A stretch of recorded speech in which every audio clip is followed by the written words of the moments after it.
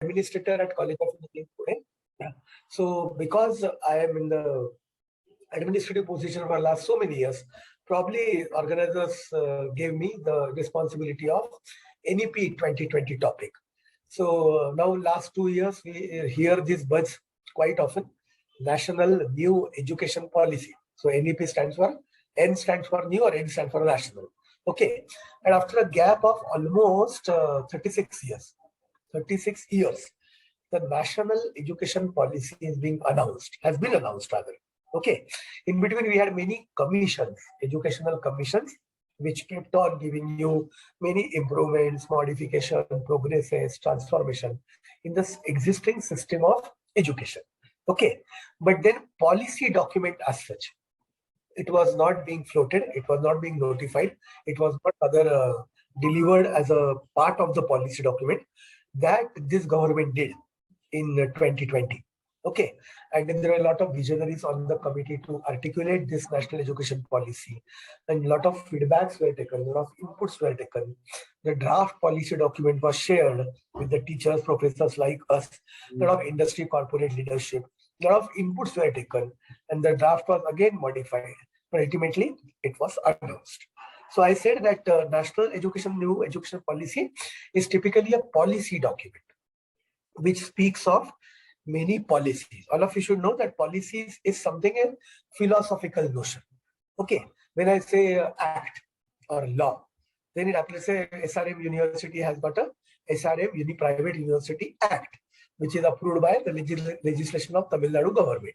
Okay, then we have statutes of the act. So these are all quite a constitutional, quite statutory document. We have statutes. Statutes detail out the act, and then that act and statutes together becomes the mode or the logistic of behavior of all entities of university or organization. Okay, but they're all legal documents, so as to say. Then following that, after act, we have statutes. After statutes, we have rules and regulations. For example, SRM University may be having rules and regulations for undergraduate programs. Right, no? Academic rules and regulations of undergraduate program. They hierarchically fall below this act and statutes, right? So rules and regulations are never happen to be the way. We are going to simply apply the process over there. For example, I'll say that I'm going to fail a student for the promotion from third year to final year. If his CGPA, cumulative grade point average, happens to be less than 5.5, let's say on the scale of 10, that becomes part of the regulation. Okay, rules and regulations. But I can then have, see, this is all detailing. Act is a abstract, act is a precise document. Statutes is expansion of that. Rules, regulations are further meticulous expansion of that, quite detailed expansion of that. And then we follow academic rules, regulations, the administrative rules, regulations, faculty performance appraisal and development system, FPADS. That again can be part of some administrative regulation, is it not? So how much disciplinary action I can take against a teacher or a support staff, all those can be jotted down, books can be published, and that they become the mode of life of employees, of stakeholders of that particular teaching or research organization. That happens. But policy is not an act. Policy is not a statute. Policy is not a rules regulation. It is not an ordinance, nothing of that sort. Policy happens to be philosophical document. It is set of philosophical proposals. So I can say, so policy happens to be a set of philosophical proposals, philosophical guidelines, philosophical recommendations. Okay, it cannot be binding on the stakeholder to deploy, to implement, to execute. Act, statutes, ordinances, rules, regulations, all are binding on the stakeholder to use them in routine life. That's not the case of policy. Policy happens to be at a more abstract level, philosophically higher level. And it's a vision document, so as to say. Okay, so do all of you probably know that vision is something which is really broad, which does not directly initiate the action, but it indicates that how long, how far, and how we can swiftly go towards our targeted goals, right? No? So vision becomes a philosophical statement. In the same way, policy happens to be a set of provisions, set of recommendations, set of guides, which are philosophical in sense. When I say philosophical, philosophy is a journey, is the outcome of churning of lot of thought process, churning of lot of thoughts coming from wisdom-based people, right? We have many wisdom-based people around us, many wisdom. Wisdom is something which cannot be only acquired through education. I can even have a panwala, tapri panwala, and chaiwala, or hotel wala could be having a wisdom. Okay, wisdom is something which I gain out of rich experience, life experience, that too. So many professors, many directors, many administrators, many vice chancellors probably at the fag end of their career, when they superannuate or retire, they collect lot of experience. That is wisdom. Okay, and policy is a reflection of such all wisdom. Wisdom is the thoughts, which are really organized thoughts probably, and policy becomes that set of provisions which are based on somebody's wisdom. Okay, knowledge can be acquired. Wisdom inculcates over the span of time. Okay, I cannot say that 21 years boy who passes out from SRM University will have wisdom. No, he may have knowledge, he may have skills. You may give him values and attitudinal training. It doesn't mean he has a wisdom. Wisdom is always function of experience you gain. So what happened therefore when this policy was to be announced, that do this, don't do this, it was do's and don'ts, and all that happened, right? So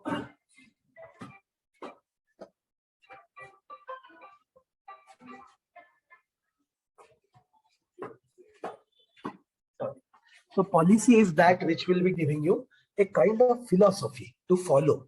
It's a guideline, it's a recommendation, it's a proposal, set of proposals. So understand therefore. And strategy. Strategy is another wonderful word which this MBA guys, management teachers and professors and students, they use it quite. Strategy is a policy coming into action. And that actioned policy is a strategy which is for winning. See, we always have strategies for a war, strategies for businesses, and so on, right? Typically, Ukraine and Russia, we have that strategy. Every day they change their strategy and so on. It is typically for the winning age against our competitor, against our enemy, and so on. But strategy is a policy when we implement that can give you a winning age. So, friends, remember, the audience, please remember that when I implement National New Education Policy 2020, the proposals in it, I have to convert that policy into strategy. Okay, so strategy is policy coming into action. That's the word. Okay, so all policies we have to implement, all guidelines, recommendations, we have to think again, and policies are reconfigurable. Reconfigurable means I can customize it. SRM University can customize its own policies. Okay, based on NEP 2020 policy document or recommendations, universities are quite empowered academically. So they can really, and the university can think different, Satyabama can think different, Hindustan can think different, any autonomous college can think different. And then we can derive many action plans, many strategic action plans from the policy document. So policy document is a vision document, it sits at the top. And when I want to bring it into action, then I will have winning age sometimes in my life. Okay. And today you understand competition among colleges, among universities has reached its peak, certainly. Okay.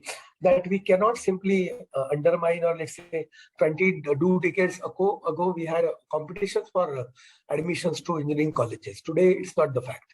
Engineering fascination is over, and we have to see to it that we have to attract the students through placements, through curriculum, whatever, through extracurricular activities, and see to it that you establish your USP feature, a competitive edge. Is it not? And your policies must be converted to strategic action plans. That must happen. Okay. So you understood, I think there is a policy which is for education. 84, I remember there is a presentation also which will take it next time. And I'll just orally update you today. And the last policy was announced in 1984, 85, somewhere. Okay. In between, we had governments changing. Then we had BJP government, we had Congress government, we had Rajiv Gandhi, we had Narsimha Rao, then we had Modi ji, and all those governments keep on changing. Priorities of government are also changing, right? But then Manmohan Singh, we had a long span. Narsimha Rao, we had a long span. Modi ji, we have a long span. All were bright, all were knowledgeable, all had very passion for the, let's say, integrity of the nation and all that. They all have. All our prime ministers were really very passionate about driving education from the top, right? But then when Dr. Manmohan Singh tried some commissions, education commissions, he also announced the policies.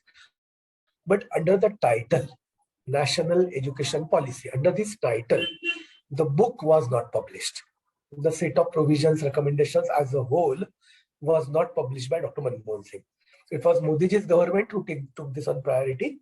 And after the first phase of Modi's government was in 2014 to 20, and they had a priority. Every government has some priorities, right? It doesn't mean that I'm going to undermine Dr. Nasir Rao and Mr. Rajiv Gandhi or Dr. Manmohan Singh. Everybody has some other set of wisdoms and priority. But Modi ji's government took it on priority and they said, education happens to be the prime parameter which can get me a status to the country. Status to the country, and we can drive economy of the country towards knowledge-based economy. Knowledge-based economy, certainly. It is not technology-based economy. It is knowledge-based economy. That's the vision they had. Okay. Then Dr. Kasturi Rangan, ex-chairman, was the chairman of this committee, and many stalwarts were there included. They even take the feedback with many professors across the country. And see, this education policy is not only for higher education. It is not only for engineering education. It is also so inclusive, so encompassing that it has school education, starting from junior KG, senior KG, then first to fourth, then 5 to 7, then 8 to 10, then 10 to 12, and so on and so forth. Okay, they completely revamped the proposals for all this. Believe me, the proposals for all this, right? So it was the school education, it was higher education, it was probably the technical education, engineering education, law education, medical education, pharmaceutical education, all. They think a domain discipline of the knowledge. Okay, NEP 2020 gives you provisions possibly for all these domains rather. Okay, it emphatically gives you some kind of a treatment or set of recommendations for school education. That is not the part of our topic. We are all of engineering professors, I assume. And then therefore, in my presentation, I have categorically made two parts. One is all engineering education, which is part of higher education. All of you understand it, right? So we are not part of primary, secondary education. We are part of higher education. It's a tertiary education. Okay. And we will select some kind of provisions or set of rules from this NEP 2020. So acronym is NEP, short form is NEP. That N could stand for new or N could stand for national education policy 2020. It was announced in 2020, therefore the tag is 2020. And then there are aggressive plans of government that this policy should be implemented in next few years to come. It should be implemented. That is their vision. Okay. And the years, the timeline, they have kept it 2035. So policy was announced in 2020 and they want to implement it 2035. 15 years they want to implement it, right? All the nooks and corners of this policy are to be understood, digested, and then there happens to be quite a tussle, quite a struggle. Then there is a lot of thought churning, and then how are these provisions made, and then so on and so forth. But believe me, friends, that this new education policy has got Indian essence, Indian flair. Okay, while the government wishes to elevate the status of the country as a knowledge-based economy, it also simultaneously says to it that the Indian culture, the Indian flair, the Indian sense is quite well imbibed in this NEP. Okay, and there is a color also for this all NEP provisions and so on. That color sometimes could be identified, but let us, we are educationists, we are professors, we are teachers. Let us not say it's a kind of a religious document. No, it is not religious, it's an Indian document, right? If there could be something which is more inclined to Hinduism and Jainism and Sikhism and so on, there's less in Muslimism and so on. Okay, it doesn't mean it carries a religious kind of stuff. No. Okay, yoga, can you name it? Yoga is the Hindu culture? No, not at all. Yoga is adopted by anybody in the world. So there is some kind of provisions, recommendations which the committee made. And then remember, it's an Indian color, flair. This typical policy document set has. That you remember, forever you remember that, right? Categorically, we have two categories. One is school education, other is higher and engineering education. Two parts are there. And my intention through this now 2 sessions is today I cannot be able to speak much because our weakness tremendous weakness. So we'll be focusing on engineering education as such, right? What are the treatments we have to carry out and so on. And all the teachers seriously understand that there are three components of teaching learning process. What are they? The teacher, the learner. Teacher is a live entity. I teach, I am a teacher. Learner, student is a receiving entity. I am transmitter, the other one is receiver. No problem. And what we deliver is a curriculum content. But that curriculum is to be designed. Is it not? I need to design it. So curriculum design, curriculum delivery, curriculum evaluation, curriculum assessment, the examination. Okay. So that also forms a quite a integral part of teaching learning process. And this policy has got tremendous recommendations on teaching, learning, research processes. Certainly it has, right? Today, we are a huge democratic country. We have diversified demography. We have the largest number of youth in the world. Our youth population is too large, certainly too large. That on one hand becomes the strength, on the other hand it becomes the weakness. Because I cannot educate my youth, then a youth gets diverted to something, some wrong trap they are into. And then once they fall into a wrong trap, then their lives are at the risk and they become unnecessarily socially criminals. Anything can happen. So it's a pious duty of all the society to educate the learners, to educate the students, to educate that youth population. Educated youth population of the country can become its, I can say, destiny. Okay, we can certainly get a good, US, for example. So US is known for its knowledge-based economy. Yeah, US one came Mahasapta, I can say, the world power number one. And it's all because they worshipped knowledge, they worshipped skills, they worshipped attitude, they worshipped teaching learning, they worshipped research, independent of race and creed and religion and caste and whatnot, right? They welcomed all the wisdom of the world, right? In that sense, this NEP 2020 promotes very heavily that the policy should be taken in the right spirit, not in a religious way or not with any color or a pinch of salt. And all these policies we have to implement somehow. Policy needs strategic action plan. That's the next step. I made you understood how is the policy and strategy different. People use it interchangeably. That's a confusing term, right? So policy is a recommendation. Policy is the philosophy.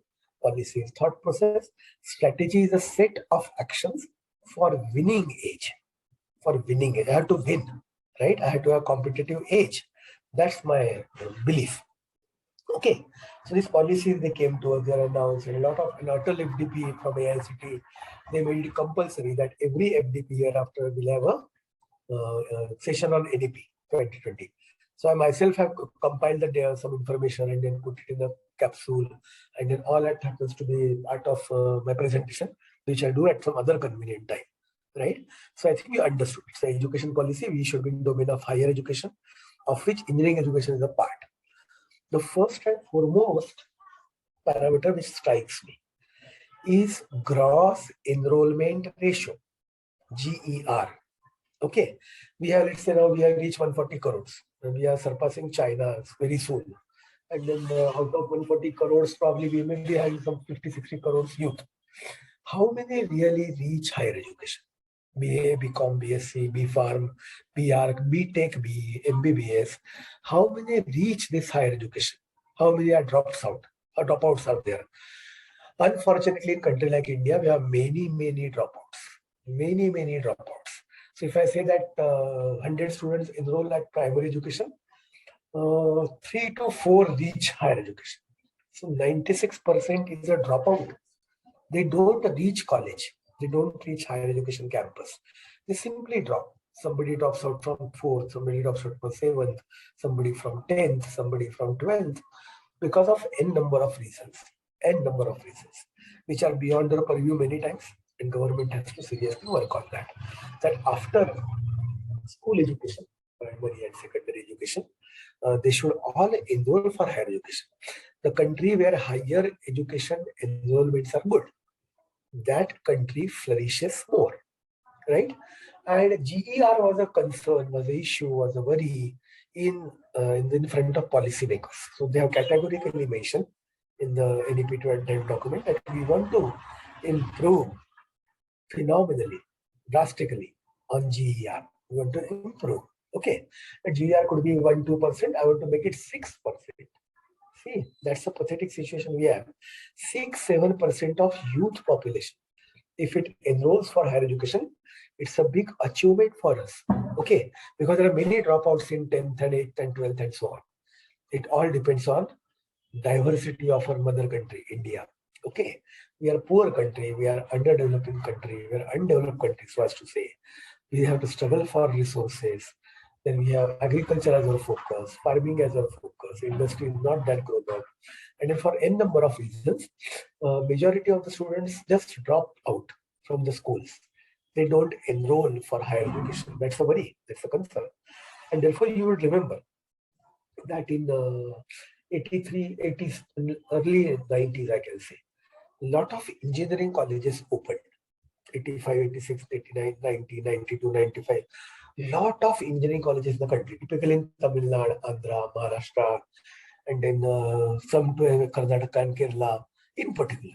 Okay, in southern 4 states, and we are above you, little above you, Maharashtra. Okay, we had sudden mushrooming increasing number in terms of engineering colleges. Heavy demand, because engineering profession is a job giving profession. Rather than becoming a BA or BCom or MCom or BSc for that sake, it won't seek a job, good job for the student, right? At least engineering has got is known as professional education, technical education, technology education, or engineering education. All of typically are primarily focusing on development of country through technology, and therefore there's a lot of scope for getting opportunities, avenues for good employment. Okay, and that prevailed also. For 3 decades it prevailed. 80, early 90s and whole 90 to 2000, 2001 to 2010. And as early as 2014-15, we had good admissions everywhere in all engineering colleges. Then suddenly it happened that no engineering fascination, this is over. And then we don't let students said the fees are higher and curriculum is tough and let us not go. I can do BCS or BCA. I can do MCA or MCA. Still I get a job as a data engineer in Tech Mahindra. All that stuff happened. A lot of diploma courses, postgraduate diploma courses. Some of the attraction for BE, BTech reduced. We are understanding it now. And many even good colleges are struggling for good admissions. That's happening today. But then anyway, we are waiting for turmoil to happen. It will take its own shape and way, its own time to again get with the curve back to its appropriate position. So this is enrollment ratio was a typical task, right? Enrollment ratio. So that enrollment ratio was considered, and therefore AICTE gave us, all of you know AICTE. It's apex regulatory authority body in technical education. You know that, right? It has all the powers of regulatory powers and so on. And they are also approving authorities, regulating approving authorities and so on. So they approved many colleges in the country, many colleges. And then, but now there are many colleges are closing. The mechanical doesn't have demand, EC has demand, CSE is always topmost. All that music we listen to every day, is it not? But then cross enrollment ratio was motive number 1. And with that motive, it happened that it could be somehow, we could attract the youth of the country towards education. Medical education was anyway quite beyond the horizon, the purview of middle class population, because the fees of medical colleges is too huge. If they pay 1 lakh rupees to engineering college, they'll pay 25 lakhs to medical college. So medical college education is not yet that liberalized, but engineering college education is liberalized. We have many of them. Demand is less and supply is more actually. So therefore many good colleges also are facing difficulty in getting the students. Okay, but the GER we have 4.55% GER we have, and we again target that it should be as high as possible. So GER, the gross enrollment ratio, happens to be the first parameter to be considered over there. First parameter that should somehow see to it that the students exit from school and they opt for higher or engineering education, which is known as a professional education, so as to say.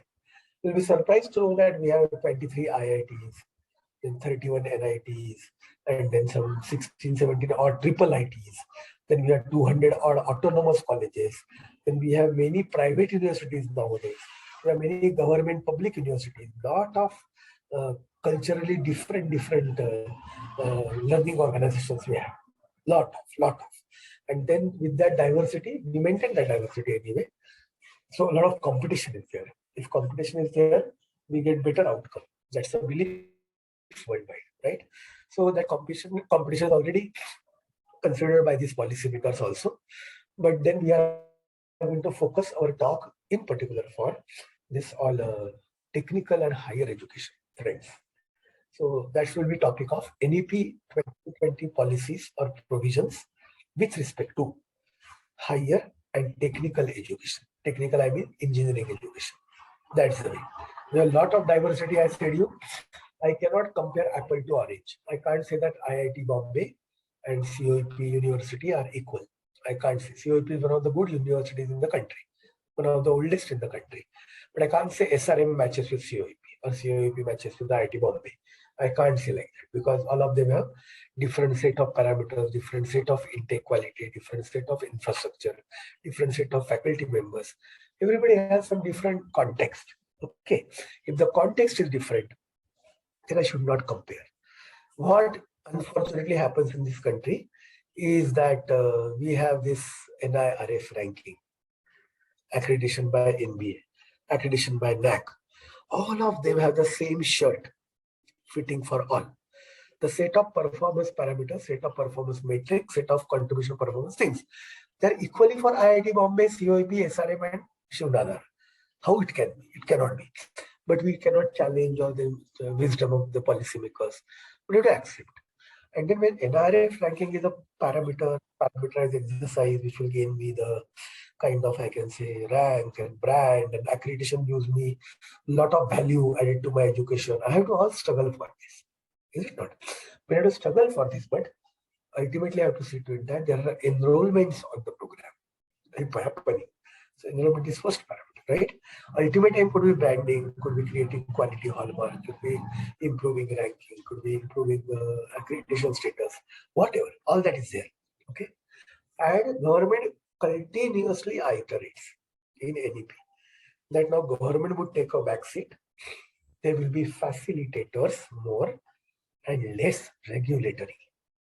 That's the promise. That's the promise, believe me. That there will be all facilitators and not the regulators. AICT today is what? AICT today is regulatory authority. UGC, regulatory authority. Council of Pharmacy, regulatory authority. Council of Agriculture, regulatory authority. Affiliating university, regulatory authority. Director of Technology, regulatory authority. But then, when there is a regulatory authorities, then there are some different policing role, right? NEP at the outset says that NEP 2020 should be focusing on more of an empowering attitude of government to empower, to facilitate the education system in particular. Okay, that's the way. So I think I'm really getting weak now. And then I will request organizers, all the madams present over here. And yes, sir. Sure, sir. Thank you very much for contributing this much. Yes, we had troubled you, literally, we had troubled you a lot. It's my passion to really talk of it. And then we'll really find out some session. Yes, sir. Definitely. We'll get in touch with you, sir. Next week, we will get in touch with you. Whichever time is convenient to you, then we will connect. Yes. Thank you very much, madam, for accommodating. Thank you very much, sir. Thank you very much. All the questions are next time. Yes. Okay. Yeah. Pardon, sir? We'll take question answers queries. Yes, sir. Session Definitely, sir. Thank you for joining. Thank you very much, sir. I'll leave. Good night. Good evening for all of you. I'll leave the meeting now. Yeah. Thank you.